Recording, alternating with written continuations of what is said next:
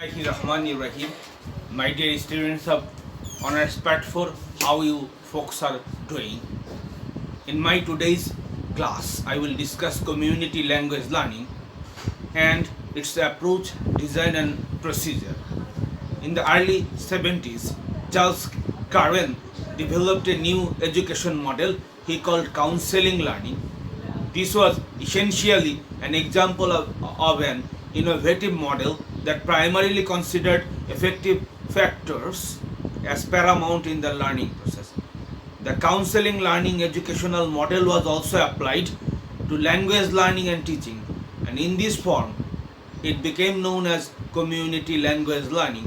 It seeks to encourage teachers to see their students as whole persons where their feelings, intellect, interpersonal relationships, protective reactions, and desire to learn are addressed and balanced. My dear students, I will now discuss the objectives of community language learning. The community language learning does not just attempt to teach students how to use another language communicatively. It also tries to encourage the students to take increasingly more responsibility for their own learning and to learn about their learning, so to speak. Learning is a non-defensive manner learning in a non-defensive manner is considered to be very important, with teacher and student regarding each other as a whole person where intellect and ability are not separated from feelings. The initial struggles with learning the new language are addressed by creating an environment of mutual support, trust, and understanding between both learner, clients, and the teacher, counselor. The social dynamics of the learning group are considered of primary importance, which is realized through valuing individual learners, interpersonal communication, and lowering anxiety to facilitate learning. Key features: the community language learning has the following key features. Number one, students are to be considered as learner clients and the teacher as a teacher counselor. Number two, a relationship of mutual trust and support is considered essential to the learning process. Number three, students are permitted to use their native language and are provided with translation from the teacher, which they then attempt to apply. Number four, grammar and vocabulary are taught inductively. Number five, chunks of target language produced by the students are recorded and later listened to. They are also transcribed with native language equivalents to become texts the students work with. Number six, students apply the target language independently and without translation when they feel inclined enough to do so. Number seven, students are encouraged to express not only how they feel about the language, but how they feel about the learning process, to which the teacher expresses empathy and understanding. Number eight, a variety of activities can be included. For example, focusing on a particular grammar or pronunciation point, or creating new sentences based on the recordings or transcripts. Procedure or techniques: students sit in a circle with the teacher as counselor outside the ring. They use their first language to develop an interpersonal relationship based on trust with the other students. When a student wants to say something, they first say it in their native language, which the teacher then translates back to them using the target language. The student then attempts to repeat the English used by the teacher, and then a student can respond using the same process. This technique is used over a considerable period of time until students are able to apply words in the new language without translation. My dear students, this technique is used over a considerable period of time until students are able to apply words in the new language without translation, gradually moving from a situation of dependence on the teacher counselor to a state of independence.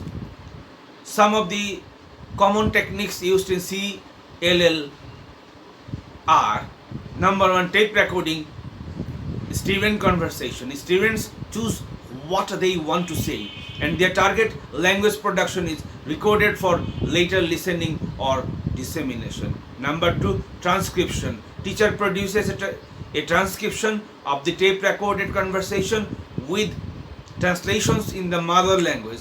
This is then used for follow-up activities or analysis. Number three, reflection and experience. Teacher takes time during or after various activities to allow students to express how they feel about the language and the learning experience, and the teacher indicates empathy or understanding. Number four, reflective listening. Students listen to their own voices on the tape in a relaxed and reflective environment. Number five, human computer. Teacher is a human computer for the students to control. The teacher states anything in the target language.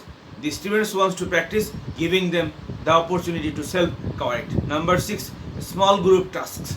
Students work in small groups to create new sentences using the transcript, afterwards sharing them with the rest of the class. The advantages of community language learning are: number one, learners appreciate the autonomy community language learning offers